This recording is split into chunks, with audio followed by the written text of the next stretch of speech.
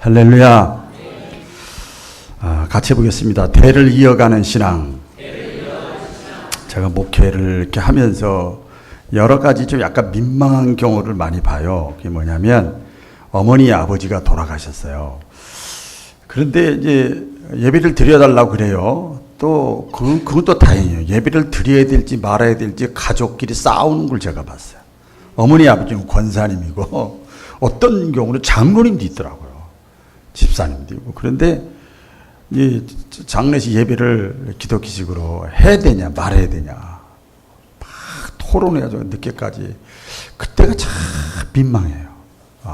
또 이 장례식 예배를 그래 죽은 사람 돌아가신 분이 신앙인이었으니까 할 수 없이 그냥 딱 갔는데 가족 유가족들이 안 믿는 가족들은 자기 어머니 아버지 예배 드리는데도 저쪽 가 있고 담배 피고 있고 저쪽 가 있고 한 잔 걸치고 있고 막 그렇게 하고 저를 막 이상하게 쳐다보고 막 이렇게 마음에 안 들어가지고 참 민망해요. 이럴 때가 진짜 안타까울 때가 많아요. 우리 바울교회 성도들 가정은 그런 가정 없기를 주의 이름으로 축원합니다. 참 민망해요. 왜 그런가 하면 신앙의 대를 이어가지 못했기 때문에 그래요. 그렇죠? 참 그게 이제 욕먹는 거죠. 이제 욕이 두려우니까 그게 문제가 아니고 좀 안타까운 면이 있습니다.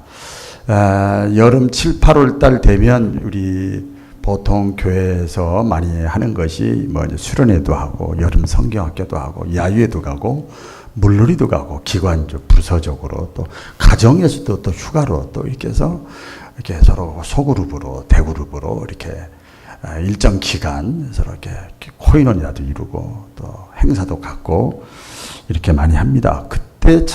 그때가 다시 이제 가족회, 신앙회, 우리 기관, 우리 구역, 우리 교회 또 그런 것들이 이렇게 또 살아나잖아요. 근데 이 성도의 교제라는 게 참 중요해요. 성도의 교제. 물론 안 믿는 가족이 있으니까 어쩔 수 없지만은 안 믿는 사람하고도 이렇게 어울릴 수 있고 좋아. 그때 좋아. 그래도 성도의 교제를 통해서 그런 어떤 프로그램이나 행사나 수련회나 여름 성경학교나 작년분은 1년에 보통 교회마다 틀립니다만 한 번, 두 번씩 상반기, 하반기 또 부흥회도 하고 하지만 학생 청년 주일학교는 1년에 한 번 주로 하거든요. 그게 여름 성경학교고 수련회고 제가 어릴 때 또 제가 신학생 때는 보통 이렇게 수련회나 여름 성경학교를 제가 이렇게 리더도 많이 해봤고 저도 교육을 받아봤는데 그러면 보통 일주일이었어요.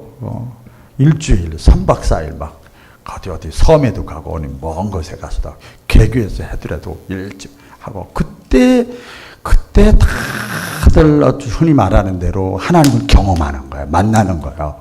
체험하는 거예요. 은혜 받는다고 그러죠. 우리가 이제 그럴 때 이제 부흥회도 마찬가지죠. 그런 여러 가지 각도가 있어요. 이 사람은 은혜 못 받는데 이 사람은 은혜 받는 경우도 있고 그래서 지그재그로 해서 은혜 받는 방법을 여러 가지로 해요. 그렇게 해서 어떤 신앙이 가정적으로나 또 교회적으로나 또 다음 세대를 향해서 믿음이 계속 이어갈 수 있도록 하는 거 참 중요합니다. 왜냐하면 그때 만나요. 우리 주일에 한 번 만나가지고 안녕하세요. 밥 먹고 식사 가잖아요. 이거 가지고 안 되거든요. 그러니까 서로 만나고 교제하고 나누고 얘기하고 지지고 먹고 막 이러다 보면 그 신앙심이 저절로 믿음이 있는 사람의 영향을 받게 돼 있거든요. 선한 영향력의 말씀도 듣고 교제도 하고 같이 의심도 해보고 막 낙심도 해보고 너도 그랬니 나도 그랬니 이래가면서 이제 어디 도망 못 가니까 그러면서 신앙이 자라기도 합니다. 그래서 믿음이 계속 이어지기도 하죠. 우리 교육부 통계 전망에 따르면요. 앞으로 10년 후에 우리 초등학교 학생의 수가 지금보다 45%가 줄어든답니다. 감이 좀 잡혀요? 45%가 10년 후면 초등학교 학생 수가 지금 대학 문 닫는 데가 많잖아요. 초등학교도 역시 마찬가지예요. 줄어든다고 그래요. 왜 그러냐? 그랬더니 크게 두 가지 많은 이유가 있는데 하나는 뭔가 하면 자녀를 키우고 양육하는 게 너무 힘들어. 자녀 양육하고 키우는 게 힘들어요. 두 번째는 참 안타까운데 개인주의적인 어떤 삶의 라이프 스타일이 있는 거예요. 내 인생 살아야지. 내 자녀 때문에 내 인생 허비할 수 없어. 꼭 저 유럽이나 미국에 있는 사람들 같이 서구적인 사고방식이 들어와가지고 그런 이유 때문에. 그래서 OECD 그 여러 많은 국가들, 그래도 대단한 국가들인데 그 중에서도 아기를 가장 적게 낳는 나라로 우리나라가 딱 인식이 됐어요. 전락을 해버렸습니다. 이런 현상은 앞으로 몇 년 뒤가 되면 국가나 나라뿐만 아니라 우리에게 적용시키면 한국 교회도 큰 어려움으로 다가올 겁니다. 이것은 어쩔 수가 없는 거예요. 머지않아 주일학교 학생 청소년들이 크게 줄어들게 되고, 그래서 연속성에 의해서 장년 신자도 줄어들게 되고 감소되고, 나중에 남는 건 이제 유럽이나 저 서구라파 있는 것처럼 노년들만, 할아버지 할머니들만 교회에 남게 되는 이런 현상까지도 미래학자들이 예견을 하고 있습니다. 이대로 가면 이제 우리 지방이나 총회나 또 연합회나 이런 교회 보면요, 주일학교 없는 교회가 엄청나게 많아집니다. 우리 교회도 제가 늘 봅니다만은 우리 교회 주일학교도 이렇게 보니까 참 안타까울 때가 많이 있어요. 작년보다 이렇게 그득하게 있는데, 시대의 흐름이 그렇고 환경이 그래요. 그러면 목사님 애쓰지 마시고 그냥 놔 포기해버려. 아니에요. 그럼에도 불구하고 따라해 보겠습니다. 그럼에도 불구하고 교회가 존재하는 목적, 교회의 사명 중에 하나가 뭔가 하면요, 교육입니다. 원어의 뜻으로 하면 디다케, 신앙훈련이에요. 신앙양육입니다. 교회에 4가지 사명이 있습니다. 예배, 교육, 선교, 봉사. 이 4가지가 원활하게 돌아가야 교회가 건강한 거예요. 그러니까 그 중에 하나가 교육, 디다케가 있습니다. 이것은 누군가가 이 교회가 존재하는 목적, 누군가가 이 사명 감당해야 됩니다. 누군가가 하니까 약간 이제 멀어지죠. 우리 교사들 있죠. 교사가 해야 됩니다. 교사가 해야 돼요. 교사가 해야 되고요. 어떤 면에서 보면 이 교회 안에서는 교회가 해야 됩니다. 교회. 어떤 면에서 보면 교회도 추상적이죠. 내가 해야 됩니다. 내가 누구냐? 내가 다른 사람보다 내 가정에서 자녀나 남편이나 아내나 구역이나 기관에서 나보다 나중 믿은 사람 있잖아요. 그 사람의 지식이나 생활 환경 보지 마세요. 나보다 나중 믿은 사람 있잖아요. 말하는 거 보세요. 신앙이 어린아이잖아요. 사회적인 공부 많이 하고 많이 배우고 또 잘 사는데도 신앙적으로는 어린아이잖아요. 그리고 누군가가 먼저 믿은 내가 이 사명을, 아이고 시대가 그래, 할 수 없어, 말해도 안 돼, 다 줄어들어, 그냥 포기해, 이게 아니고, 그럼에도 불구하고 연어와 같이 끊임없이 거슬려서 우리 교회가, 또 우리 먼저 믿은 우리가 그 사명을 감당해야 될 줄로 압니다.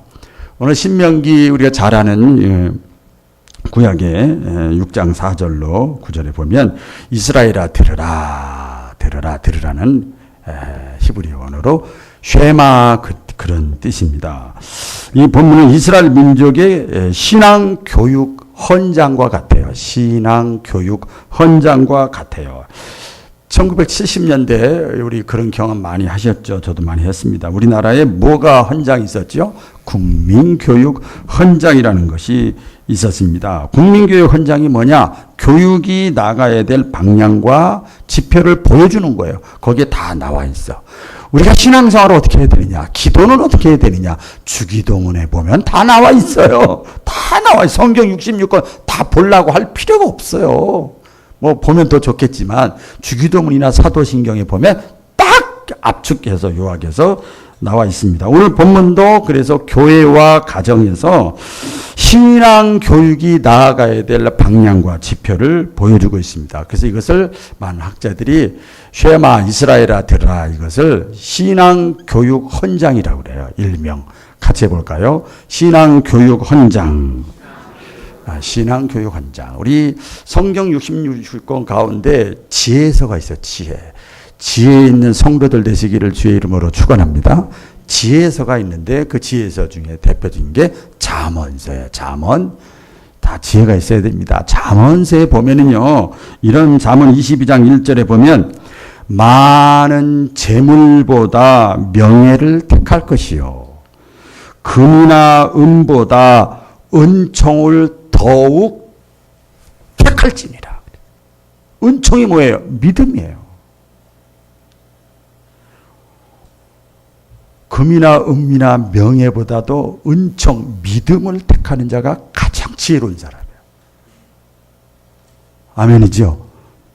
그게 가장 지혜로운 사람입니다. 이것은 하나님의 말씀이고 명령입니다. 자, 그러면 이 신앙교육 헌장 신명기 6장에 있는 것이 그 내용을 오늘 빨리 말씀드리려고 합니다. 어떤 내용이 있느냐? 첫째는 뭔가 하면 하나님이 누구냐? 그 말이에요. 하나님이 누구냐가 나와요. 그 4절에 보면 하나님은 오직 유일한 여호와시니 그런 말이 있어요. 하나님은 오직 유일한 여호와시니 우리가 믿는 하나님은 어떤 하나님인가? 유일하신 하나님이라고 성경이 기록을 했어요. 신앙교육 헌장에 그게 딱 나와요. 같이 해보겠습니다. 유일하신 하나님. 유일하신 하나님. 이것은 뭔가 하면 이제 이스라엘에서 신명기니까요. 이스라엘 백성들이 애굽에서 해방돼 가지고 이제 저 가나안 땅 지금 팔레스타인으로 가기 전에 광야 40년 생활하고 이제 가잖아요. 그런데 가기 전에 이미 교육을 시키는 거예요. 가가지고 할게요. 내가 그때 가서 할게. 이건 다 새빨간 거짓말이요. 가기 전에 잘해야 떡잎 보면 싹을 보면 떡잎부터 한다고 다 하는 거예요. 그래서 가나안 땅에 들어가기 전에 가나안 땅 빈 땅이 아니거든요. 거기도 문화가 있거든요. 그곳에 가서 살기 전에 하나님에 대해서 가르쳐 주는 거예요. 하나님에 대해서 하나님은 어떤 분이냐? 여러 잡신들이 많이 있는데 그 가나안 땅에 가보면 잡신들이 많아요. 우상들이 얼마나 많은지 몰라요. 거기서 가면은 많이 먹고 살만하고 막 그 잡신들도 많고 막 자기가 하나님이고 막 이런 분위기, 이런 환경, 이런 시대에서 신앙생활하기 쉽지가 않아요. 쉽지가 않아요. 그러니까 미리 신앙교육을 철저하게 시키는 거예요. 하나님이 누구냐? 하나님은 어떤 성품을 갖고 있느냐? 그 하나님이 나와 어떤 관계가 있느냐? 이 신앙교육은 곧 다른 말로 하나님을 가르치는 교육이에요. 하나님을 가르치는 교육. 그래서 참 신앙이라는 건 뭐냐면 하나님이 누구냐? 하나님이 어떤 분이냐를 내가 알고 그분과 막연하잖아요. 하나님 막연하잖아. 봤어요? 못 봤지요. 막연한데 그 하나님이 누구고 하나님이 어떤 분이고 하나님의 성품은 어떤 분이고 하나님에 대해서 우리가 신앙교육을 제대로 받고 그 하나님과 나와의 관계는 어떤 관계냐. 많은 사람들 우리가 만나고 접하잖아요. 저 사람하고 나하고 어떤 관계냐. 이걸 알아야 돼. 이거 잘못하면 이상하게 사건이 터져요. 그렇죠? 하나님과 나와의 관계는 어떤 관계냐. 이 관계를 맺는 것이 참 신앙 생활입니다. 오늘날 마찬가지죠. 가나안 땅과 같은 시대 우리가 살아가고 있어요. 우리 수요일 날 신앙 클리닉에 대해서 이 시대를 본받지 말아라. 이 세대의 풍조를 본받지 마라. 그 가운데 물질주의, 쾌락주의, 다원주의라는 거 들었죠. 먹고 마시고 놀자, 즐기자. 노는데 모든 포커스가 마치 이게 쾌락주의요. 쾌락주의야. 쾌락주의. 물질주의, 돈, 뭐니. 그 다원주의야. 너는 너대로 살아. 나는 나대로 살아. 너는 기독교 믿어. 나는 안 믿고 나는 불교 믿을게. 이런 이 절대 권위를 인정하지 않는 시대. 이게 포스트 모던 시대라고 그래요. 이게 너는 너대로 살자. 나는 나대로 산다 이거예요. 하루 세끼 밥 먹는 건 이만큼 다 해결되니까 이런 시대에 우리 신앙생활을 한다고 하는 거. 하나님에 대한 바른 인식을 가지고 있어야 돼요. 참 중요한 겁니다. 내가 믿는 하나님을 그래서 바르게 내가 딱 알면 어떤 어려움이 있고 어떤 유혹이 그럴듯하지, 합리적이지, 상식적이지, 이해가 가고 동의가 되지, 그런 유혹이 있어도 신앙이 흔들리질 않습니다. 신앙교육. 하나님은 유일하신 하나님. 하나님이 어떤 분이냐? 여기 보면 유일하신 하나님이라고 하는 그 말씀 속에 우리 신구약 성경을 통해서 하나님이 자기 자신에 대해서 이렇게 쭉 이렇게 계시하는 것이죠. 나타내 보인 것이 있어요. 그 뭔가 하면 하나님은 유일하신 하나님이다. 이게 뭔가 하면 십계명에 나와요. 나 외에는 다른 신은 없다. 다른 신은 잡신이요. 그거 신도 아니요. 그거는 뭐 죽은 혼이 나타났다고 그러다. 그건 뭐 그럴 필요도 없어. 그거는 그냥 나 외에는 다른 신은 없다. 유일하신 하나님. 하나님은 전능하신 하나님. 창조주 하나님. 하나님은 사랑의 하나님. 성경에 나는 사랑의 하나님이다. 사랑의. 나는 공의의 하나님이다. 하나님은 공의로. 죄 문제를 그냥 넘길 수가 없는 거예요. 네 가지예요. 유일하신 하나님, 창조주 하나님, 사랑의 하나님, 공의로우신 하나님. 그리고 신앙 고백하잖아요. 제일 먼저 1번이 뭐예요? 제일 먼저 신앙 고백. 예배 때마다 우리 신앙 고백하죠. 나는 전능하신 아버지 하나님, 천지의 창조주를 믿습니다. 그러잖아요. 이게 정확해야 돼요. 전능하신 하나님. 천지의 창조주 아버지 하나님을 내가 믿습니다. 이 신앙교육, 이 쉐마 내용 안에 들어있습니다. 믿으시면 아멘. 두 번째, 이 신앙교육 헌장에 쉐마 들으라에 보면 하나님을 사랑하라. 그래, 신앙. 하나님을 사랑. 같이 해보겠습니다. 하나님을 사랑하라. 그 다음 5절에 보면 너는 마음을 다하고 뜻을 다하고 힘을 다하여 내 하나님 여호와를 사랑하라. 하나님을 사랑하라. 하나님이 어떤 분인지 알았잖아요. 누구인지 알았잖아요. 그러면 그 하나님을 마음과 뜻과 정성 다해서 하나님을 사랑하라. 그러니까 하나님에 대한 태도가 중요해요. 사람과 사람 만나도 태도가 중요하잖아요. 이런 사람 태도가 중요하잖아요. 하나님께 대한 자세, 신앙의 자세가 너무나도 중요합니다. 그래서 마음과 뜻과 정성을 다해서 사랑하라. 이걸 다른 말로 하면 인격을 다해서 지정의 생각으로 내 의지도 꺾는 거예요. 그 다음에 아는 걸 통해서 전격적으로 하나님을 사랑하라. 율법사가 예수님께 와서 물어봤잖아요. 예수님 당시에. 예수님, 구약이 많은 성경 이렇게 두껍고 막 구약의 율법의 내용이 많아요. 어떤 게 가장 커요? 어떤 계명이 왔다예요? 그랬더니, 마음과 뜻과 정성을 다해서 하나님 안 보이지만 하나님 살아있거든. 그러니까 하나님 우리 아버지야. 하나님을 사랑해라. 할렐루야. 그렇게 가르쳤어요. 하나님 사랑한다고 하면 그 사랑 안에 모든 게 다 들어가 있어요. 그래서 신앙생활 한다 우리가 보통 그러잖아요. 신앙생활이 뭐예요? 신앙생활은 하나님을 사랑하는 생활이에요. 같이 해보겠습니다. 신앙생활은 하나님을 사랑하는 것이다. 저희 성경을 통해서 우리가 고백하고 믿고 확신하잖아요. 하나님이 내가 이 땅에 어쩌다 우연히 이 땅에 태어난 것이 아니라 하나님이 나를 만드시고 하나님이 택하시고 하나님이 죄악 가운데서 나를 구원하셨다. 그 하나님을 사랑하는 거예요. 하나님을 사랑하는 거예요. 마음과 뜻과 정성을 다해서 사랑하는 거예요. 자, 그런데 하나님을 사랑하는데 말로 하지 말래요. 말로. 야, 말로는 진짜 다 할 것 같아. 말로 하지 말라. 하나님이 보이지 않기 때문에 하나님이 어떻게 해요? 하나님 사랑하고 싶어요, 목사님 저도. 근데 어떻게 해야 돼요? 어떻게 해야 돼요? 기록된 하나님의 말씀, 모든 성경은 성령의 감동에 의해서 쓰여졌기 때문에 이것은 하나님의 말씀이에요. 여러분, 김정은하고 트럼프가 맨날 만나야 됩니까? 친서를 가지고 그 사람 말이지? 그렇잖아요. 이게 친서잖아요. 하나님이 우리 인간에게 주신 친서잖아요. 친서. 그 하나님의 말씀 내가 딱 보고 하나님의 뜻이 무엇인지, 하나님이 원하는 게 뭔지, 하나님의 소원이 뭔지, 이것을 우리가 알잖아요. 봐서 알고 들어서 알잖아요. 그래서 하나님을 사랑한다고 할 때 말로 하는 것이 아니라 여기 하나님의 뜻대로 사랑하다 보면 사랑에는 뭐가 따라가야 되느냐? 수고가 따라가야 돼. 할렐루야. 수고. 여러분 자식들 사랑하시면 크게 아멘 안 하셔도 됩니다. 사랑하시죠? 사랑하면 어떻게 해요? 자식을 위해서 어떻게 해요? 수고하잖아. 수고하잖아요. 가정을 사랑하지요? 가정을 위해서 여러분 어떻게 해요? 아이고 힘들고 어렵고 허리 아프고 수고하잖아. 말로 하는 게 아니에요. 하나님을 사랑한다고 할 때 수고해야 돼. 하나님을 사랑하는 거, 내가 할 수 있는 거 가지고 땀으로, 몸으로, 행위로, 눈물로, 희생으로, 인내로 내가 하나님을 사랑하는 거. 사실은 우리가 하나님을 사랑한다고 해도요, 너무 보잘것없어요. 하나님이 저와 여러분을 사랑하는 것에 비하면 너무나 이게 보잘것없잖아요. 여러분 자식들이 부모 사랑한다고 어떤 액션을 줘, 용돈을 줘, 뭐 사줘, 맛있는 거 사줘, 여행을 보내줘. 부모가 자식 사랑하는 것에 비하면 그거 보잘것없잖아요. 그래도 부모님은 그걸 감격게 하는 거예요. 기뻐하는 거예요. 우리가 신앙생활은 뭐냐? 하나님을 사랑하는 게 신앙생활이에요. 할렐루야. 하나님을 사랑하는 거. 우리 잘 나오지요? 하나님이 세상을 이처럼 사랑하사 독생자를 주셨으니. 하나님이 세상이라는 거, 저와 여러분을 사랑하사 당신의 아들 예수 그리스도를 주셨다 그랬어요.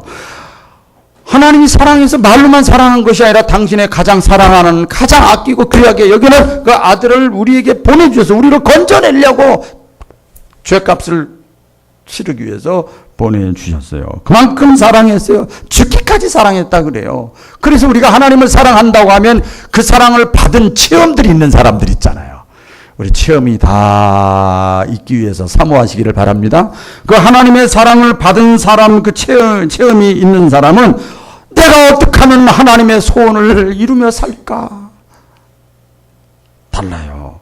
내가 하나님을 사랑한다고 하면 내가 어떻게 하면 하나님을 기쁘시게 하며 살 수 있을까?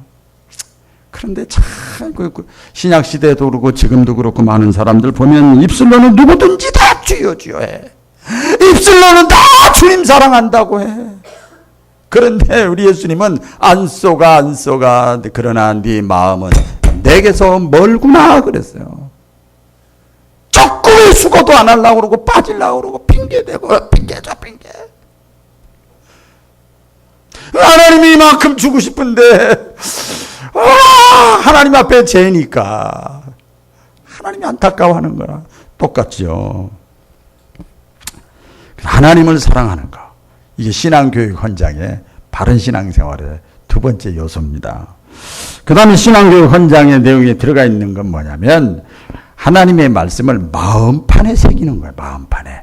여기 6절에 보면 오늘 내가 내게 명하는 이 말씀을 너는 마음에 새겨라 그랬어요.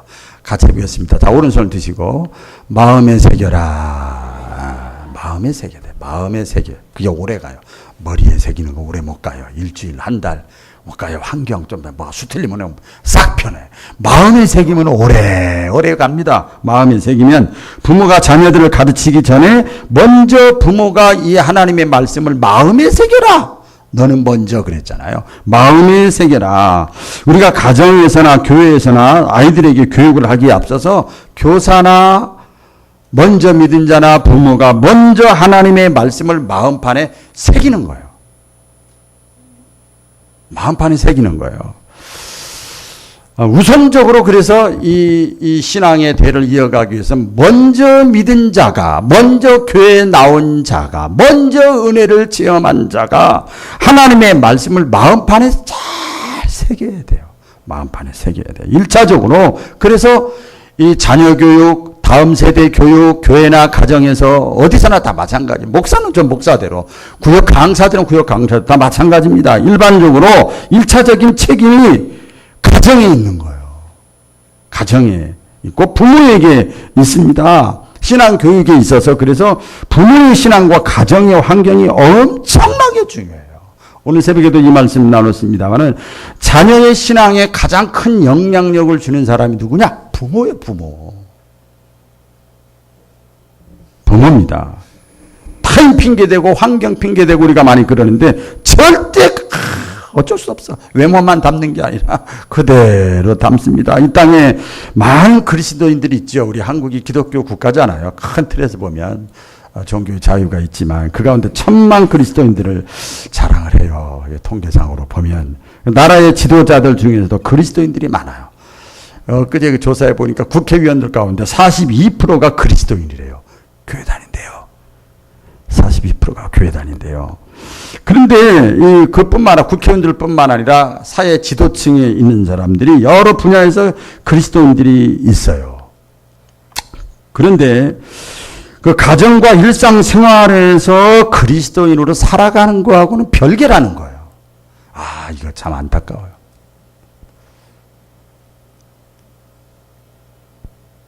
별개예요, 별개. 삶의 현장에서 신앙인의 역할을 다하지 못하는 거야. 감추는 거야.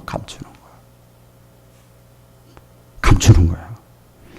아유, 이렇게 얘기하면 좀 뭐 거창하게 얘기하는 것 같지만 거창하게 얘기하지 맙시다. 우리 솔직하게 합시다. 남 얘기 할 필요가 없어요. 내 자녀를 양육하는데도 별개가 되면 안 되잖아요. 교회 나와서 예배드리고 찬양하고 기도하고 은혜 받고 아멘하고 할렐루야 하면서 내 자녀 양육하는 건 별개야. 확장시켜 나가니까 그것이 밖에 나가니까 그대로 연결되는 거지요. 어떻습니까? 그리스도인이라면 그리스도인답게 일해야 되고 그리스도인답게 돈 벌어야 되고 장사해야 되고 말해야 되고 행동해야 됩니다.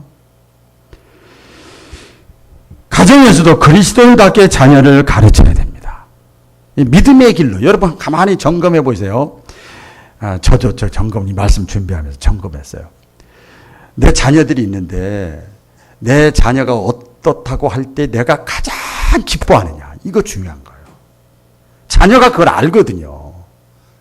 내 자녀가 우리 엄마 아버지는 내가 이럴 때 우리 어머니 아버지가 가장 기뻐해. 그 요소가 뭐냐 이 말이에요.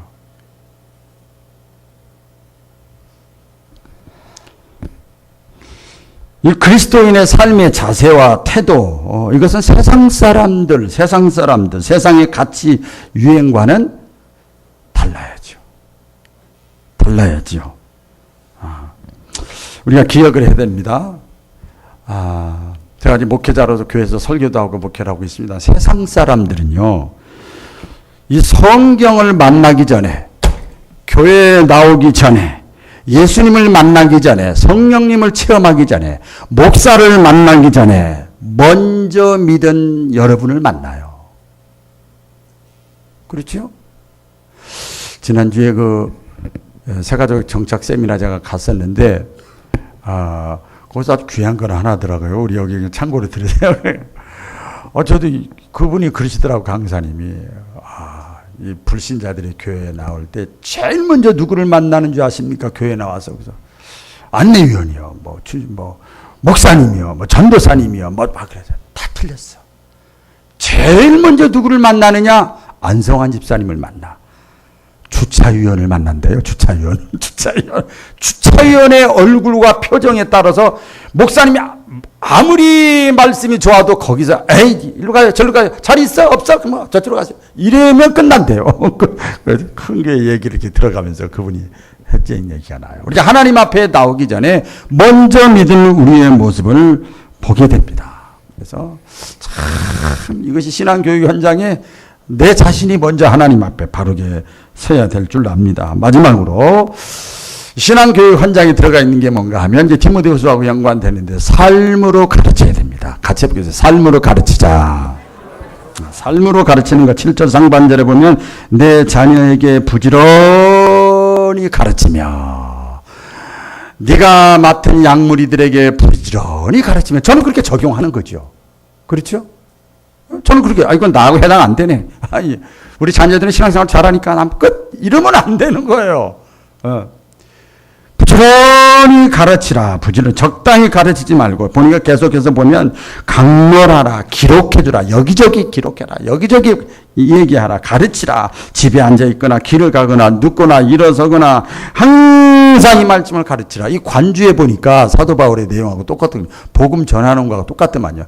때를 얻든지 못 얻든지 무화과나무 때가 안 돼서 열매 못 맺었어요. 이런 소리 하지 마라. 여름이라 안 되고 시원해서 안 되고 겨울이라 안 되고 나이 들어 안 되고 바빠서 안 되고 이건 핑계다 이 말이야. 핑계. 때를 얻든지 못 얻든지 어리든지 장성일 때든지 겨울이든지 여름이든지 가르쳐라. 그래 가르쳐라. 제가 운동할 때 어떤 그 대학 교수님인데 은퇴하신 분인데 아들이 치과 의사예요. 하나는 대학 교수예요. 아들 둘인데. 근데 제가 이렇게 보면 가끔 뭘 해요 이렇게. 옛날 그 문자를 보내 이게 딱 매일 지금도 나이가 40대 중후반인데도 좋은 얘기를 써. 전화하면 부담스러워하고 신경 쓰니까 문자를 다 지금도 해요. 나이가 들었다고 그래서 아이고 끝이요. 아니요. 그렇지 않아요. 자녀들에게 언제나 말을 통해서 가르치는 것이 아니라 또 어떤 사람은 잔소리 자꾸 하면 제일 싫어하는 거 있죠. 삶의 모든 자리에서 삶으로 자녀들을 삶으로 나중 믿은 사람들에게 보여주는 거예요. 이게 신앙교육 현장의 들어가 있는 겁니다. 우리가 스스로 질문을 해보는 거죠. 나는 내 자녀들에게 또 나보다 믿음 약한 사람들에게 어떻게 영향력을 끼치고 가르치고 있는가? 내가 말로 하느냐? 삶으로 하느냐? 달라요. 삶으로 하는 것이 큰 영향력이 있습니다. 할렐루야. 영향력이 있어요. 자녀들은요, 우리 키워봤으니까 알잖아요. 어릴 때는요, 말로 됩니다. 우리 저렇게 어린애들은 말로 돼. 이렇게, 저렇게, 다 따라해요. 좀 커봐요. 말로 안 듣습니다. 엄마 아빠가 한 대로, 행동한 대로, 삶의 모습을 그대로 보고, 하다못해 교회 와서 제가 찬송하고 이렇게 하고 막 하면 그대로 따라합니다. 삶을 보고 따라하지, 말 보고 따라하는 게 아니거든요. 너무나 중요하지요. 그 자녀들은요, 부모가 어떻게 돈을 벌고, 어떻게 돈을 쓰는가를 다 봅니다. 다 봐요. 또, 우리 부모가 교회에 대해서는 어떻게 말하고, 목회자에 대해서는 어떻게 말하고, 다른 신자에 대해서는 어떻게 말하고 있는가를 가정이니까 다 보잖아. 일거수일투족 숨길 수가 없잖아요. 이것은 그 사람이 언어, 시간, 돈을 사용하는 일에 그 사람이 뭐가 담겨져 있다는 거예요? 가치관이 담겨져 있는 거예요. 신앙관이 담겨져 있기 때문에 그걸 배우는 거예요. 그걸 그대로 배웁니다. 그래서 말로 가르치기 전에 우리 삶으로 우리의 가치관이 먼저 내가 하나님 앞에 주님을 닮아가려고 애를 써야 돼요. 여러분 그게 아이고 힘든데요. 나 힘든데. 근데 그게 자녀 교육이고 다음 세대의 교육이고 그것이 금보다도 귀한 거예요. 마지막입니다. 이제 이렇게 신앙교육의 현장이 있는데 마지막 결론적으로 주어지는 게 뭐냐면 신앙교육 현장에 이것은 너 대에서 끝나지 말고 다음 세대 신앙의 대를 계속 이어가라 그 말이에요. 신명기 말씀이나 오늘 디모데후서 말씀도 마찬가지. 쇠마 교육을 계속해라. 오늘 디모데후서의 말씀을 보면 사도 바울이 마지막 죽기 전에 디모데에게 얘기하는 겁니다. 내게 들은 바를 야, 너 나에게 말씀 들었냐? 들었어? 이런 하나님 말씀 들었지? 너 내게 들은 바를 네가 볼 때 조금 더 믿음 좋다고 하는 사람, 괜찮은 사람들에게 또 전달해 줘. 충성된 사람들에게 부탁해라. 그러면 그 사람들이 그걸 받고 다른 사람들에게 또 전할 거 아니냐. 그래서 하나님의 나라가 누룩과 같이 퍼져나가는 거예요. 뭐 멀리 있는 사람까지 할 필요 없어. 내 가까이 있는 데서부터 전하는 거예요. 모세가 구약의 대표라면 사도 바울은 신약의 대표 인물이잖아요. 이 사람들이 마지막 생애에서 동일하게 외치는 게 뭐냐면 디다케요, 디다케. 가르침을 통해서 자신의 신앙을 다음 세대에게 전승시켜주라는 거예요. 전승시켜주라. 내게 들은 바를 다른 사람들에게 전하는 게 기독교 2000년의 역사입니다. 바울은 디모데는 충성된 사람들에게 복음을 전했고 충성된 사람들은 또 다른 사람들에게 복음을 전했어요. 이 복음을 들은 사람, 이런 과정을 통해서 지역적으로 보면 예루살렘에서 유대로, 사마리아로, 소아시아로, 유럽으로 전해졌죠. 그리고 이 복음은 1세기에 세계 최강국이었던 로마에까지 복음이 전해졌고 이 복음이 유럽으로 또 전해졌고 미국으로 전해졌고 대한민국까지 전해진 거예요. 저와 여러분에게 전해진 거예요. 믿으시면 아멘. 이렇게 전해진 겁니다. 이렇게 전해진 거예요. 그런데 저는 이 말씀을 준비하고 새벽에, 새벽은 아니죠. 새벽에 일어나서 아침에 집에서 일어나서 계속 말씀 묵상하는 거예요. 딱 와닿는 것을 빨리빨리 적었는데 예수님이 마지막 시대, 지금 마지막 시대잖아요. 아무리 생각해도 말세의 현상 예언을 하셨어요. 말세에 믿는 자를 보겠느냐. 마지막 때에 믿음을 가지고 살아가는 자를 보겠느냐. 그러면 이거 예언이니까 그대로 되는 겁니다. 그대로 되는 겁니다. 그러면 포기해요? 아니에요. 그럼에도 불구하고 교회가 존재하는 목적, 하나님의 성령이 거하는 내가 교회니까. 할렐루야. 그럼에도 불구하고 나는 포기하지 않고 낙심하지 않고 끝까지 복음을 전하고 신앙 양육을 하고 하나님을 알리는데 끝까지 선한 싸움 다 싸우고 달려갈 길 다 가야 돼. 아멘. 때로는 저는 설교자잖아요. 복음을 전하고 말씀을 전해도 계란으로 파헤치는 것 같은 느낌을 받을 때가 엄청나게 많아요. 그럼에도 불구하고 또 기도하다 새 힘을 얻고 또 말씀을 전하는 거예요. 이제 우리도 복음을, 이 하나님의 말씀을, 하나님에 대해서, 예수님에 대해서 이웃과 자녀들에게 우리가 전해야 됩니다. 여러분, 모세 나 그 사람 말 안 들을래. 사도 바울 나 그 사람 말 안 들을래. 아예 안 들어도 돼. 근데 예수님이 마지막으로 말씀하신 것이 있어요. 마태복음 28장 20절에 보면 지상명령 유언 하나 예수님의 말씀이에요. 너희는 가서 내가 너희에게 분부한 모든 것을 어떻게 하라고요? 가르쳐. 살게 하라. 지키게 하라. 안 들어도 안 살아도 계속 가르치고 계속 도전을 주고 예수님이 그렇게 말씀을 했습니다. 여러분 이것이 선교적인 삶이에요. 할렐루야. 선교적인 하나님의 뜻입니다. 그래서 우리 자신에게 이런 질문을 던져야 됩니다. 나는 이 복음을 누구에게서 내가 받았는가? 이 신앙 간증문 보면 그걸 제가 체크하려고 그래요. 저절로 목사 설교만 가지고 되는 게 아니니까. 나는 누구에게서 이 복음을 들었는가, 가르침을 받았는가? 나는 누구에게서 배웠는가? 나는 이 받은 은혜를 조금이라도 느낀 것, 체험한 것을 누구에게 내가 전달하고 있는가? 하나 제가 소개하고 마치겠습니다. 옛말에 돈을 잃으면 일부를 잃은 것이고 친구를 잃으면 많은 것을 잃은 것이고 건강을 잃으면 전부를 잃은 것이다. 이게 일반적입니다. 상식적입니다. 맞습니다. 과학적입니다. 맞아요.